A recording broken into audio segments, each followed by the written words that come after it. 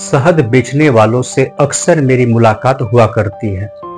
अभी फिलहाल में मेरी बात एक शहद वाले से हुई थी और वो हमारे गांव में आया था। तो वहां पर कुछ लोग इकट्ठा हो रहे थे और उससे शहद ले रहे थे। तो मैं एकदम नज़दीक जाकर के उसके पात्र में क्या देखता हूँ कि लगभग 50 मधुमक्खियां उसमें मरी हुई थी। तो मैंने ऐसे ही उससे प्रश्न किया कि इस पात्र में तो बहुत सारी मधुमक्खियां मरी हुई हैं, 50 मधुमक्खियां होंगी। तो उसने बोला, हाँ भैया, शहद का छत्ता कबाड़ते से उसमें कुछ रह जाती हैं और वो मर जाती हैं। और उसने बोला कि सैकड़ों मधुमक्खियां मर जाती होंगी और छोटे से छत्ते में ही। तो वहां पर लोगों की लाइन लगती गई और लोग शहद का दाम पूछते गए और कुछ लोग अपने अपने हिसाब से लेते गए, कोई 200 ग्राम, कोई 300 ग्राम, ऐसे वैसे। जब मैंने बोला इतनी सारी मधुमक्खियां उसमें है, तो बोल रहा, भैया सबको छान के देंगे ना। तो मैं वही देख रहा था कि आदमी का दिमाग कितना कंडीशनड है। एक मधुमक्खी जो आपके दाल में गिर जाए तो आप दाल को फेंक देंगे, नहीं खाएंगे। लेकिन वहीं आदमी के सामने 50 मधुमक्खियां से मरी हुई हैं, फिर भी उसको शुद्धतम रूप मान करके उसका सेवन करता है। सब कुछ हमारे दिमाग का खेल है। और कभी शहद के फायदे के लिए स्वास्थ्य लाभ होगा, कभी पूजा में। तो इस तरीके से हम शहद के उपयोगिता को समझ करके अक्सर उसको खरीदते हैं।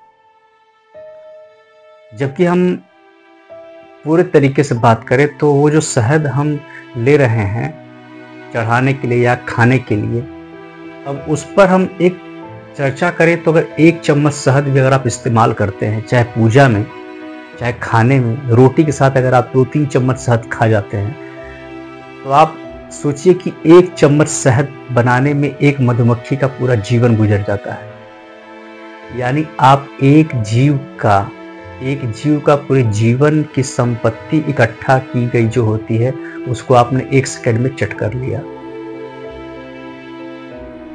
चोरी को हम अपराध मानते हैं, तो ये महाअपराध हुआ कि हम किसी के पूरी जिंदगी का मेहनत कुछ चंद सेकंडों में चट कर गए।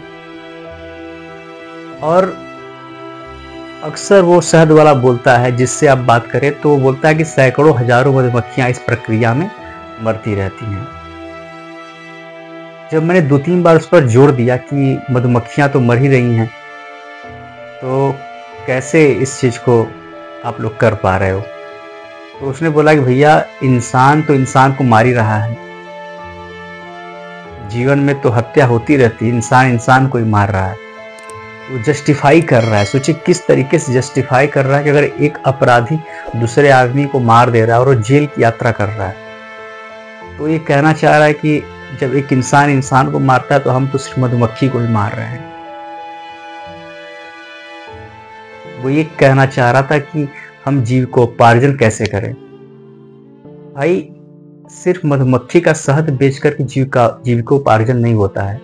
ऐसे अनगिनत काम है जिसको करके आप अपना जीविकोपार्जन कर सकते हैं, निसंदेह कर सकते हैं।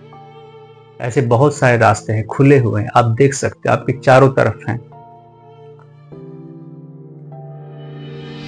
सोचिए, हम एक मधुमक्खी के पूरे जीवन भर का जो शहद है 1 चम्मच, वो 1 सेकंड में चट कर गए। कितना बड़ा महाअपराध है। और हम भोले पर, जिनको पशुपतिनाथ कहा जाता है, उन पर हम दूध, शहद सब अर्पित करते हैं, जो कि वो छीना हुआ है।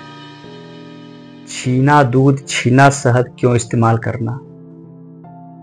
भगवान शिव पशुओं के नाथ हैं, जीवों के नाथ हैं। वो चाहते हैं कि आप अपना अमूल्य चीज अर्पण करें, भाव अर्पण करें। तो भाव अर्पित कीजिए, दूध के स्थान पर आप जल अर्पित कीजिए। ऐसे बहुत सारी चीजें जो आप अर्पित कर सकते हैं। तो जब भी आप अगली बार शहद का इस्तेमाल करें तो ये जरूर समझिए कि आप पूरी जिंदगी भर का मेहनत किसी का छीन रहे हैं, ले रहे हैं, संपत्ति को अधिग्रहण कर रहे हैं, इस्तेमाल कर रहे हैं, दुरुपयोग कर रहे हैं। और आप इस्तेमाल नहीं कर रहे हैं, आप उस प्रक्रिया में हजारों की जान भी ले रहे हैं। ये थोड़ी संवेदनशीलता वाली बात है। बहुत गहराई से अगर हम अंदर जाएं तो हम समझ सकते हैं कि क्या हो रहा है। हमें बचपन से सिखाया गया है कि शहद स्वास्थ्यवर्धक है, बलवर्धक है, बढ़िया है। लेकिन अगर अंदर से विचार करें तो हम ये देख पाते हैं कि उसमें भी गहन क्रूरता नहीं